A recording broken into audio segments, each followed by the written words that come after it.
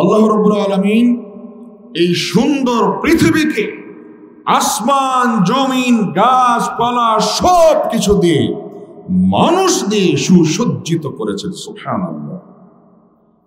আল্লাহ রাব্বুল আলামিন এই সুন্দর সুসজ্জিত পৃথিবীকে একদিন ধ্বংস করে দিবেন।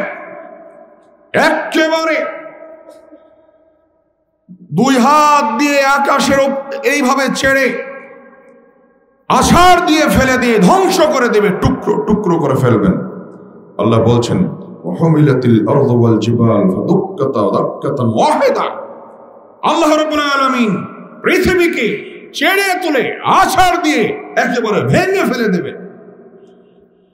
যেই পৃথিবীতে আপনি কোটি টাকার অর্থ দিয়ে বাড়ি বিল্ডিং বানান, যেই পৃথিবীতে আপনি চিরকাল থাকার জন্য সুন্দর করে ঘর নির্মাণ করছেন, এই সব কিছু আল্লাহ ধ্বংস করে দেবেন। মহান আল্লাহ বলেন অনুফিখা ফিস-সূর ফাইযা হুম মিনাল আসদাস ইলা রাব্বিহিম ইয়ানসিলুন। অনুফিখা ফিস-সূর ফাসাইকা মান ফিস সামাওয়াতি ওয়া মা ফিল আরদ। রাসূল সাল্লাল্লাহু আলাইহি ওয়াসাল্লাম বলছেন, সাহাবীরা বলছেন, একদিন আমরা রাসূল সাল্লাল্লাহু আলাইহি ওয়াসাল্লামের নিকটে বসেছিলাম। এমত অবস্থায় রাসূল সাল্লাল্লাহু আলাইহি ওয়াসাল্লাম বলছেন, আল্লাহ রাব্বুল আলামিন সর্বপ্রথম আসমান জমিনকে সৃষ্টি করলেন, পৃথিবীকে সৃষ্টি করলেন, পৃথিবীতে যা কিছু আছে সব কিছু সৃষ্টি করলেন। এরপর আল্লাহ রাব্বুল আলামিন সিংহা সৃষ্টি করলেন। সিংহাটা কি? একটা বাঁশি, অনেক বড় আকৃতি। আল্লাহ রাব্বুল আলামিন একটা বাঁশি সৃষ্টি করলেন। ইসরাফিল আলাইহিস সালামকে বাঁশিটা দিয়ে রেখেছেন। রাসূল সাল্লাল্লাহু আলাইহি ওয়াসাল্লাম বলছেন, ইসরাফিল আলাইহিস সালাম বাঁশিটাকে মুখে করে বসে আছেন, মুখটাকে আরশের দিকে করে, দুই কানকে আরশের দিকে করে তাকিয়ে বসে আছেন। আজ পর্যন্ত বসে আছেন, যেদিন বসে আছেন। যে মতো অবস্থায় ইসরাফিল আলাইহিস সালাম বাঁশি মুখে করে বসে আছেন, ফুঁক দেওয়ার সাথে সাথে এবার আল্লাহ বলছেন অনুফিখা ফিস-সূর ফাসাইকা মান ফিস সামাওয়াতি ওয়া মা ফিল আরদ। সিংহায় ফুঁক দেওয়ার সাথে সাথে পৃথিবীতে যত জীবজন্তু আছে, যত মানুষ আছে, সব একেবারে বেহুশ হয়ে যাবে। প্রথম ফু দেওয়ার সাথে সাথে সব মানুষ বেহুশ হয়ে যাবে। মানুষ ভীত সন্তুষ্ট হয়ে পড়বে, কি হয়ে গেল। এরপর আল্লাহ রাব্বুল আলামিন বলছেন অনুফিখা ফিস-সূর ফাইযা হুম মিনাল আসদাস ইলা রাব্বিহিম ইয়ানসিলুন। এরপরে ফু দেওয়ার সাথে সাথে সমস্ত মানুষ ইলা রাব্বিহিম ইয়ানসিলুন, আল্লাহর দিকে, রবের দিকে ছুটতে থাকবে, দৌড়তে থাকবে। এটা হচ্ছে কিয়ামত। সুন্দর বিছানায় কোটি টাকার বাড়ি স্বর্ণ কমলে শুয়ে আছেন, একেবারে অনেক সুন্দর সুসজ্জিত বাড়ি, হঠাৎ কিয়ামত হয়ে সব ধ্বংস হয়ে যাবে, কোনো কিছু থাকবে না। এখনো সময় আছে, নিজেকে সংশোধন করুন। শুনুন কিয়ামতটা কি, আল্লাহর ভাষায় আরেকটু শুনুন। আল্লাহ রাব্বুল আলামিন বলেন আল কারিআহ মাল কারিয়াহ, মহাবিপদ, মহাপ্রলয়। ওমা আদরাকা মাল কারিয়া। হে নবী মুহাম্মদ সাল্লাল্লাহু আলাইহি ওয়াসাল্লাম, আপনি কি জানেন মহাবিপদটা কি? ইয়াওমা ইয়াকুমুন নাসু কাল ফারাশিল মাবসুস। মহাপ্রলয় ওইটাই যেই দিন মানুষ কীট পতঙ্গের নেই, পোকামাকড়ের নেই, বিক্ষিপ্ত হবে, লাফাতে থাকবে। ওয়াতাকুনুল জিবাল কাল ইহনিল মানফুশ। কিয়ামত সেই দিন এমন পরিস্থিতি হবে, যত পাহাড় পৃথিবীতে রয়েছে, বাংলাদেশের মানুষ সর্বোচ্চ পাহাড় খাগড়াছড়ি আর বান্দরবনে দেখেছেন। যারা নেপালে গিয়েছেন, এভারেস্ট হিমালয় পাহাড় দেখেছেন, নেপালের চাইতে ছোট ছোট আরো অনেক বড় পাহাড় রয়েছে। যারা দার্জিলিং এ গেছেন দেখেছেন, যারা সৌদি আরবে তায়েফে গিয়েছেন পাহাড় দেখেছেন। এই পাহাড়গুলিকে আল্লাহ রাব্বুল আলামিন সেই দিন নির্দেশের মাধ্যমে একেবারে তুলা ধোনার নেই, তুলার মতো উঠতে থাকবে। সেই দিন কিয়ামত সংঘটিত হবে। সম্মানিত উপস্থিতি, সেই দিন যার নেকির পাল্লা ভারী হবে সে সুসংবাদ পাবেন, জান্নাতে যাবেন। যার নেকির পাল্লা হালকা হবে তার জন্য জাহান্নাম অবধারিত। সম্মানিত উপস্থিতি, এটা হচ্ছে কিয়ামত। পৃথিবী ধ্বংস হয়ে গেল, পুরো পৃথিবী, সব কিছু শেষ, আর কিছু নয়, একেবারে সমতল ভূমি।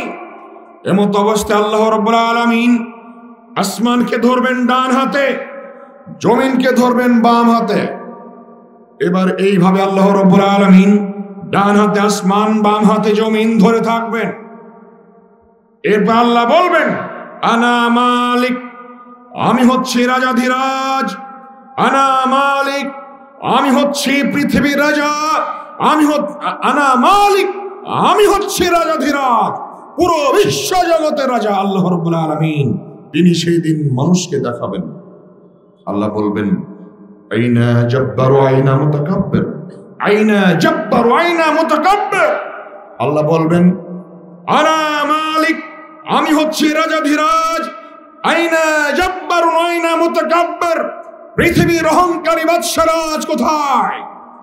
যারা পৃথিবীতে চিরস্থায়ী বসবাস করার উদ্দেশ্যে ধন সম্পদের পাহাড় গড়ে নিজেকে আল্লাহর বিরুদ্ধে তাকাব্বুরি ঘোষণা করেছেন, যে সমস্ত দেশের রাষ্ট্রপ্রধান মুসলিমদের উপর অন্যায় অত্যাচার চালাচ্ছে, যে সমস্ত মুসলিম ভাইরা দুনিয়ার সামান্য ক্ষমতার লোভে মানুষের উপর অত্যাচার করছেন, চিরকাল ক্ষমতা ধরে রাখার নেশায় মানুষের উপরে বিভিন্ন রকম পেশি শক্তি প্রয়োগ করে কষ্ট দিচ্ছেন, ভাই আপনাকে বলছি, আল্লাহ রাব্বুল আলামিন আপনার এই জমিনকে আপনাকে সহ বাম হাতে চেপে ধরে বলবেন, আইনা জব্বার আইনা মুতাকাব্বির, কোথায় পৃথিবীর অহংকারীরা, আজ তুমি কোথায়?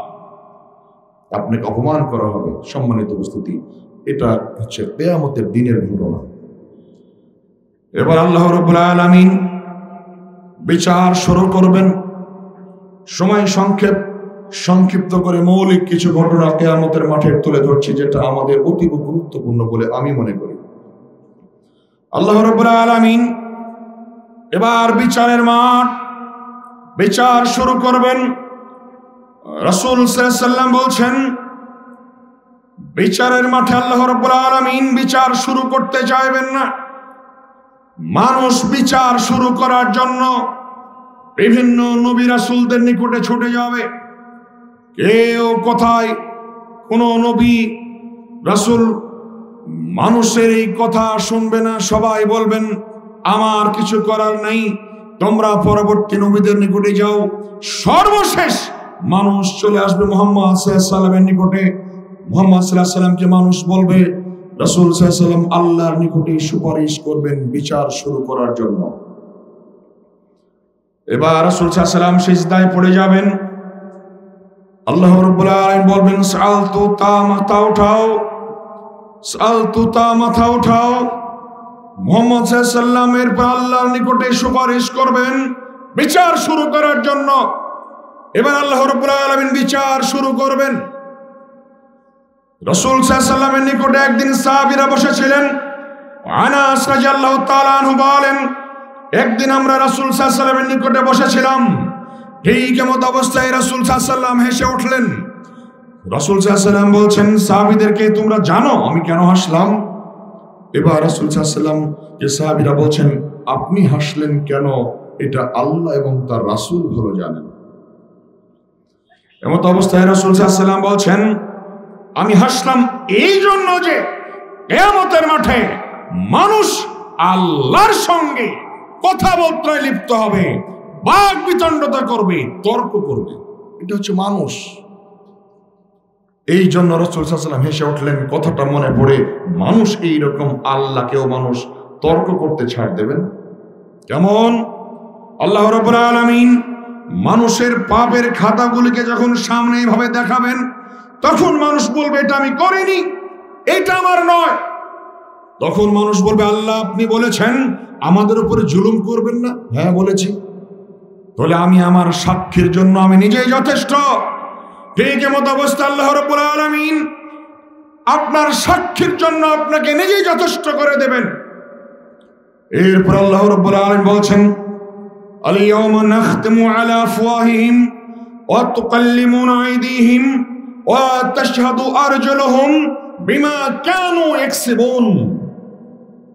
আল্লাহ রাব্বুল আলামিন বলবেন, আল-ইয়াওমা নাখতিমু আলা আফওয়াহিহিম, আজ বিচারের দিন আমি তোমার মুখ বন্ধ করে দিয়েছি। ওয়া তুকাল্লিমুনা আইদিহিম, তোমার হাত আমার সঙ্গে কথা বলবে, সাক্ষী দিবে। ওয়া তাশহাদু আরজুলুহুম, তোমার পা আমাকে সাক্ষী দিবে। বিমা কানু ইয়াকসিবুন, তোমার কৃতকর্ম সম্পর্কে, তুমি দুনিয়াতে যা করেছো সেই বিষয়ে। দেখেন এখন আপনি কি করবেন? আপনার মুখ বন্ধ, হাত সাক্ষী দিবে, পা সাক্ষী দিবে কৃতকর্ম সম্পর্কে। আল্লাহ রাব্বুল আলামিন বলছেন, ইয়াওমা তাশহাদু আলাইহিম ওয়া আলসিনাতুহুম ওয়া আরজুলুহুম ওয়া আলসিনাতুহুম ওয়া আইদিহিম বিমা কানু ইয়াকসিবুন।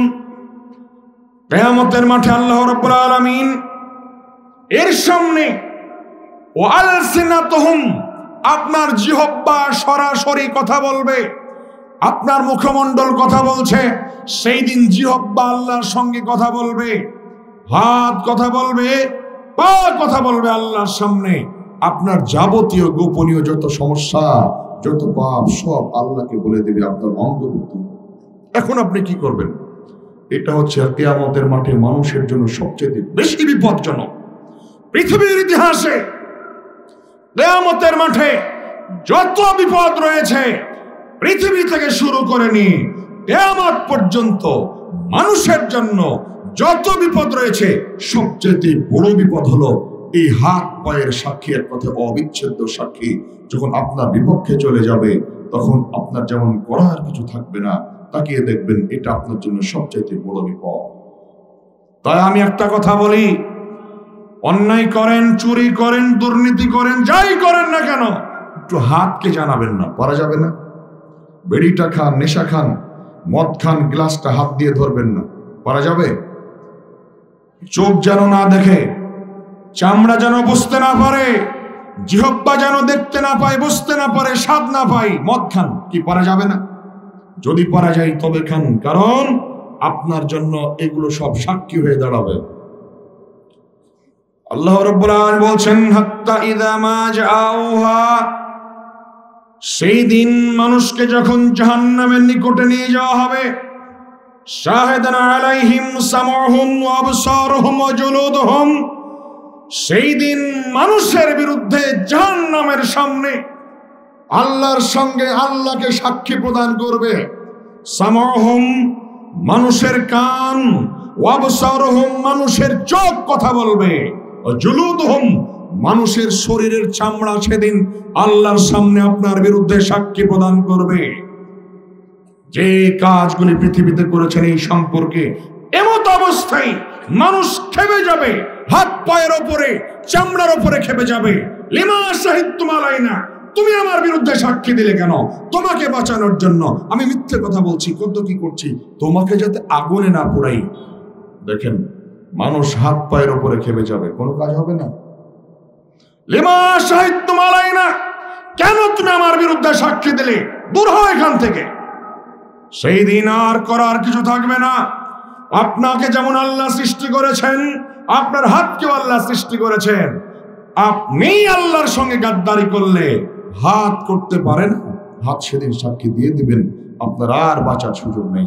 সম্মানিত উপস্থিতি, এইটাকে বলছো অবিচ্ছেদ্য সাক্ষী। অমত অবস্থায় কিয়ামতের মাঠে বাঁচার কোনো সুযোগ নেই।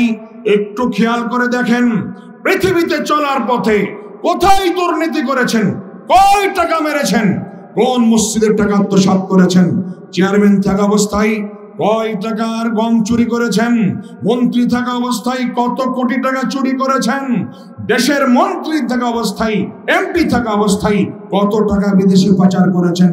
কিয়ামতের মাঠে আপনার হাত সারা বিশ্বের মানুষের সামনে বলে দেবে এত টাকা, বাঁচার কোনো সুযোগ থাকবে না। শুনুন, কিয়ামতের মাঠের এইরকম ভয়ঙ্কর দৃশ্য থেকে বাঁচতে হলে এখনো নিজেকে সংশোধন করুন। সামান্য কয়েকদিনের পৃথিবীতে, সামান্য কয়েকদিনের ক্ষমতার কারণে, ক্ষমতার অপব্যবহার করে, চুরি দুর্নীতি ডাকাতি করে অর্থ সম্পদ বৃদ্ধি করলে এই সম্পদ আপনার জন্য কল্যাণকর হবে না। সম্মানিত উপস্থিতি, দেশের কোথায় কোন জায়গায় চুরি হয়েছে, কোথায় কোন জায়গায় ডাকাতি হয়েছে, কে কোথায় খুন হলো, আজ পর্যন্ত বহু খুনের রেকর্ড বাংলাদেশে পাওয়া যায়নি।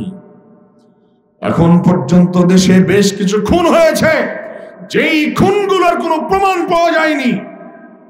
কিন্তু কিয়ামতের মাঠে যে ব্যক্তি খুন করেছে তার সমস্ত অঙ্গ প্রত্যঙ্গ সারা দেশের সামনে, মানুষের সামনে বলে দেবে, আমি সেই দিন অমুক জায়গায় বোমা মেরেছিলাম।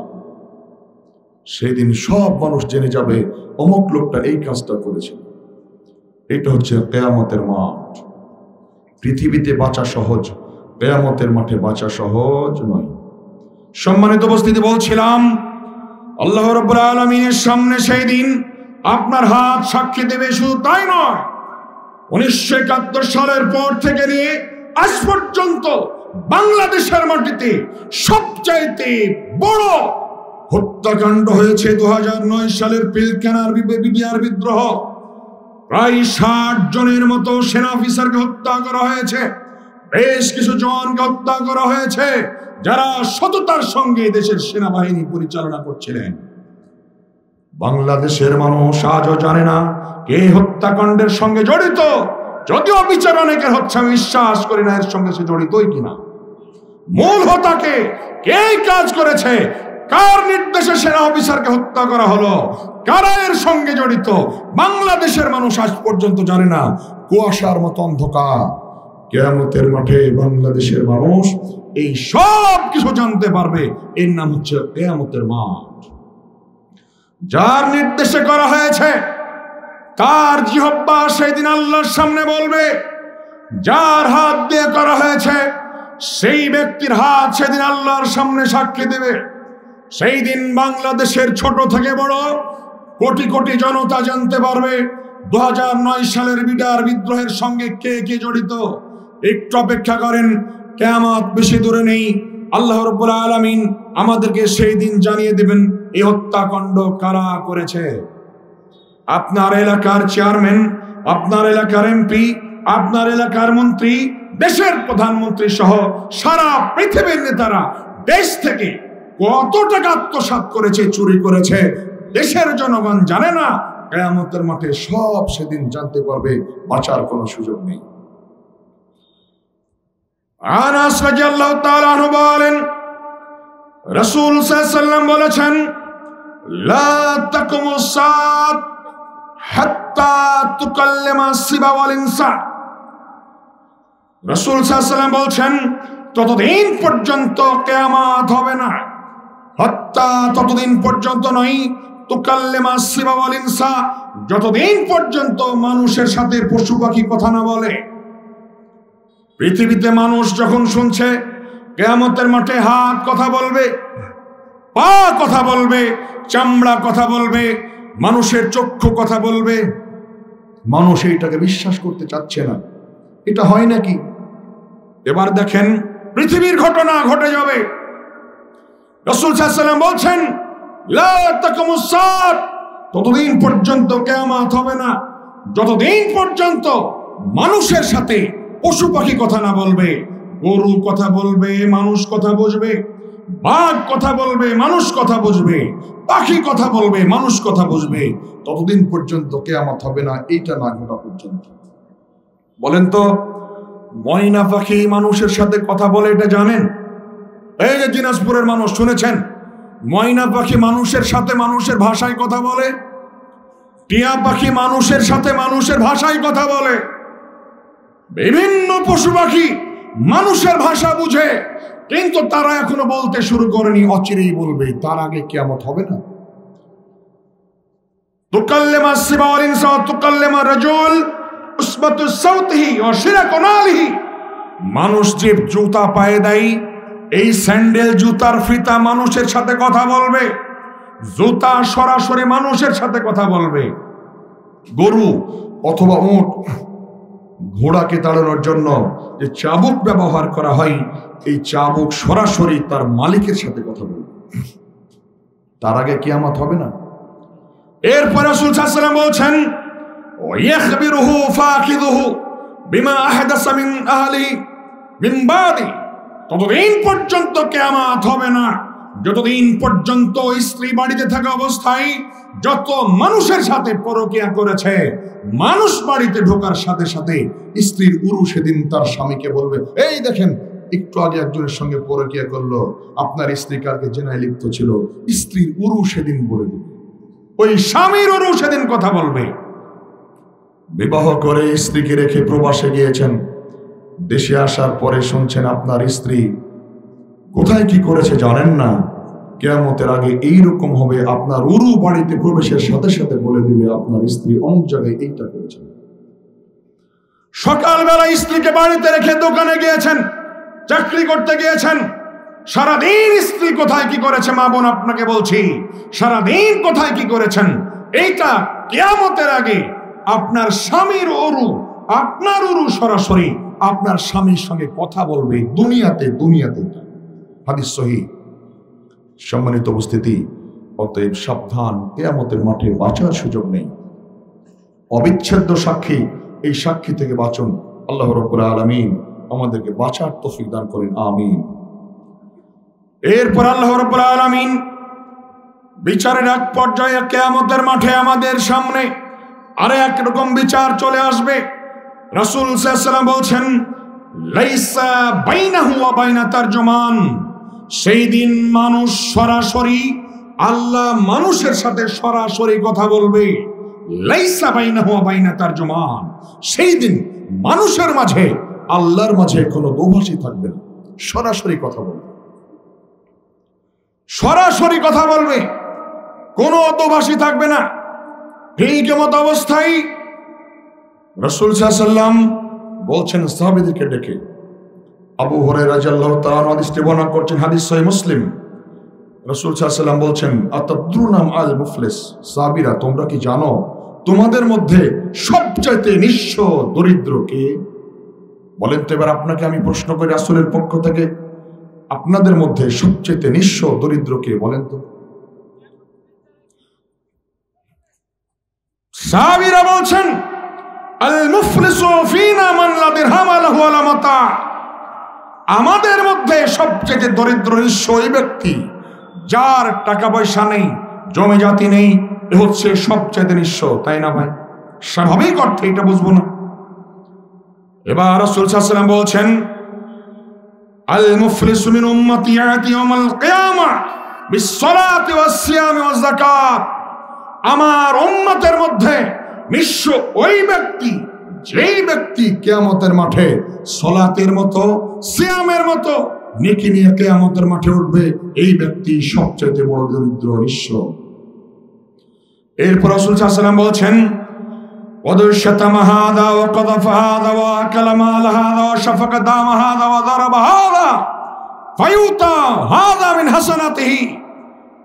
রাসূল সাল্লাল্লাহু আলাইহি ওয়াসাল্লাম বলছেন, কিয়ামতের মাঠে একজন সালাত আদায় করে, 5 ওয়াক্ত নফল সালাত আদায় করে, পাক্কা সালাত আদায়কারী একজন মুসল্লি, একজন সিয়াম পালনকারী, ফরজ নফল সিয়াম আদায় করে, হজ করেছে একজন হাজী সাহেব, নিয়মিত যাকাত প্রদান করে, একেবারে ঈমানে পরিপূর্ণ, আমলে পরিপূর্ণ একজন ব্যক্তি কিয়ামতের মাঠে উঠেছেন।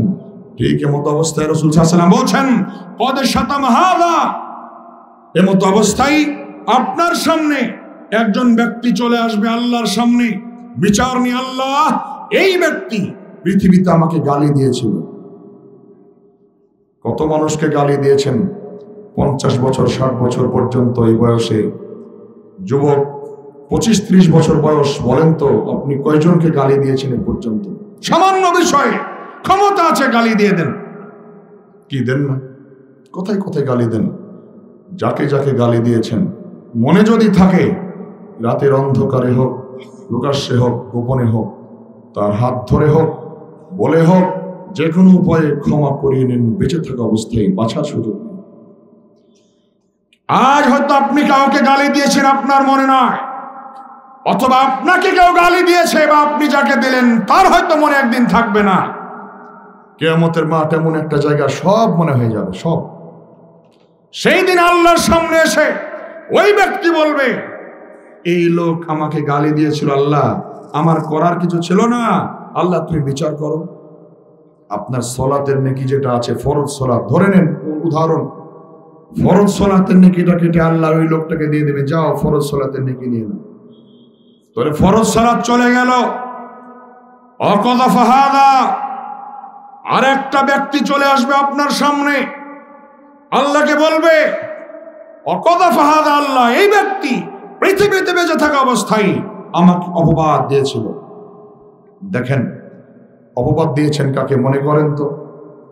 গ্রামে যদি কোনো পুরুষ কোনো নারীর সাথে একটু কথা বলে, এইটাকে গোছাতে গোছাতে সাজাইতে চায়ের স্টলে বসে একজন বলল, আর একজন শুনে, সেইটা পুরো গ্রাম আলোচনা চলছে চায়ের স্টলে, আপনি আবার বসে তাই নাকি, এইভাবে একটু সাপোর্ট দিয়ে কথাটা মনে করে এবার আপনি আরেকজনকে বলছেন, শুনে আসলাম এই ঘটনা, আপনি অপবাদের সামিল হয়ে গেলেন। কি চলে না এই ঘটনা?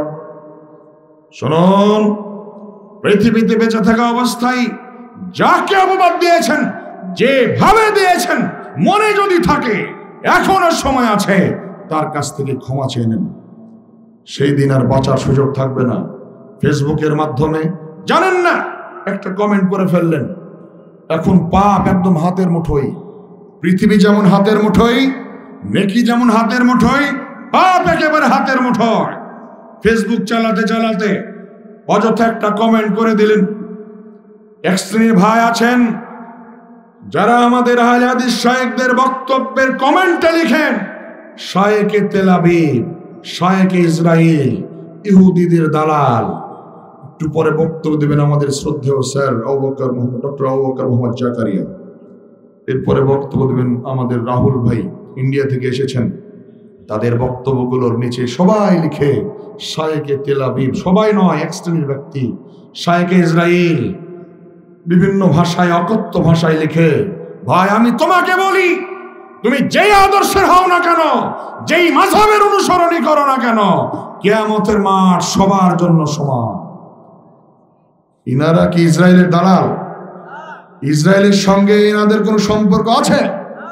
আপনাদের আজকের প্রোগ্রামের সভাপতি ডক্টর মুজাফফর বিন মুহসিনের সঙ্গে ইসরায়েলের কোনো সম্পর্ক আছে? কেন লিখো তোমরা শায়েখে তেল আবিব? যত মানুষ লিখবে আর এটা দেখে যদি কেউ লাইক দেয়, সমর্থন জানাই, আপনিও কিন্তু অপবাদের শামিল, সাবধান। আপনার যে ফরজ সালাতের নেকি চলে গেল, এবার নফল সালাত আছে ধরে নেন, এইটাও ওই লোকটাকে কেটে দিয়ে দেওয়া হবে, যারা যারা আসবে সবাইকে দেওয়া হবে। এবার আপনার সালাতের খাতা শেষ দিয়ে থাকলো। এরপরে রাসূল সাল্লাল্লাহু আলাইহি ওয়াসাল্লাম বলছেন, ওয়া কালামাদা মালা হাদা, আরেক শ্রেণীর মানুষ সামনে চলে আসবে বিচার নিয়ে, যারা পৃথিবীতে কারো সম্পদ অন্যায়ভাবে ভক্ষণ করেছে।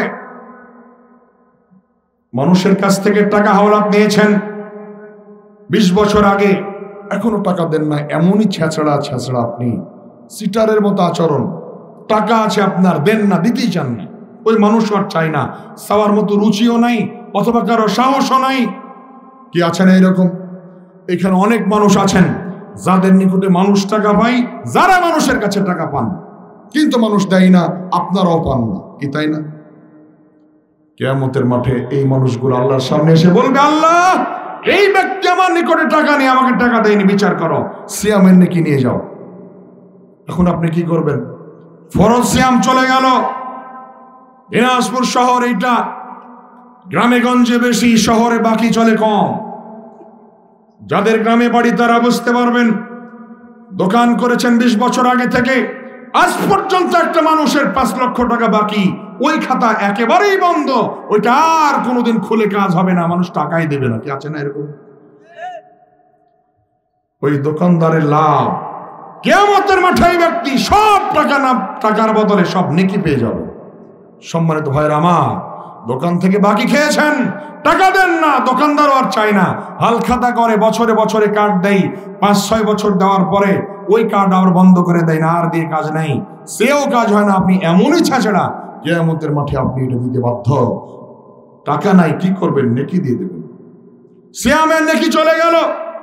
বোনের জমি ভাই লিখে নিয়েছে, বাপকে বোকা বানিয়ে ভাইদের জমি লিখে নিয়েছেন, বোনের জমি লিখে নিয়েছেন। মেয়েদেরকে আপনি মাহরুম করে ছেলেদেরকে জমি লিখে দিয়েছেন।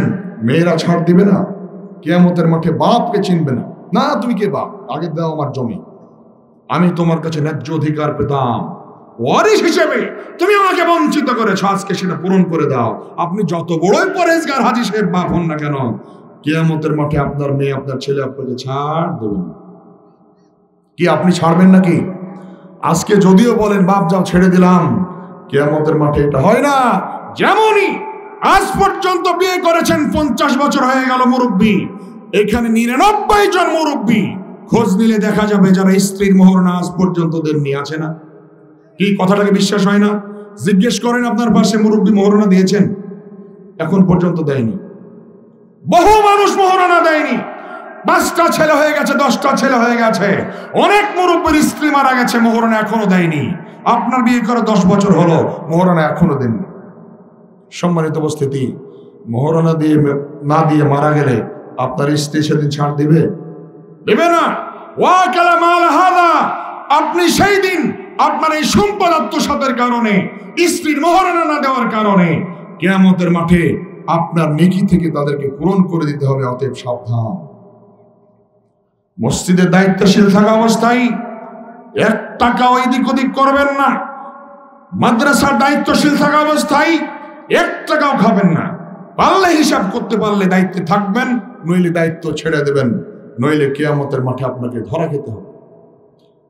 অনেক টাকা খরচ করে, অনেক আশা করে এলাকার চেয়ারম্যান হওয়ার জন্য পোস্টার লাগিয়েছেন, দোয়া চাই। বেটা, তুমি কি জানো চেয়ারম্যান থাকা অবস্থায় যদি দেশের 10 টাকা পকেটে ঢোকে, পুরো এলাকার মানুষ, দেশের মানুষ তোমাকে কিয়ামতের মাঠে ধরবে। তোমার সাহস কত বড়, তুমি চেয়ারম্যানের মাঠে দাঁড়াতে চাও? এমপিতে দাঁড়ানোর জন্য হায়াক্ষেপ। আমার অনেক টাকা পয়সা ছিল, আজ কোনে আর কাজে আসলো না। হালাকান্নি সুলতানিয়ে, আমার অনেক ক্ষমতা ছিল হাতে, আমার কোনো কাজে আসলো না। আপনার মন্ত্রিত্ব কাজে আসবে না, অর্থ সম্পদ কাজে আসবে না।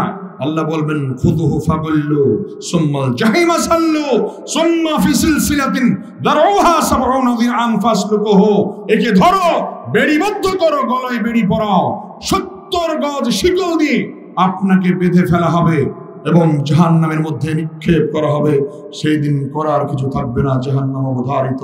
সম্মানিত উপস্থিতি, সময় শেষ, তবে এতটুকু বলি, আল্লাহর নিকটে দোয়া করছি আল্লাহ রাব্বুল আলামিন যেন আমাদের সকলকে দুনিয়াতে সংশোধন হওয়ার তৌফিক দান করেন, আমিন।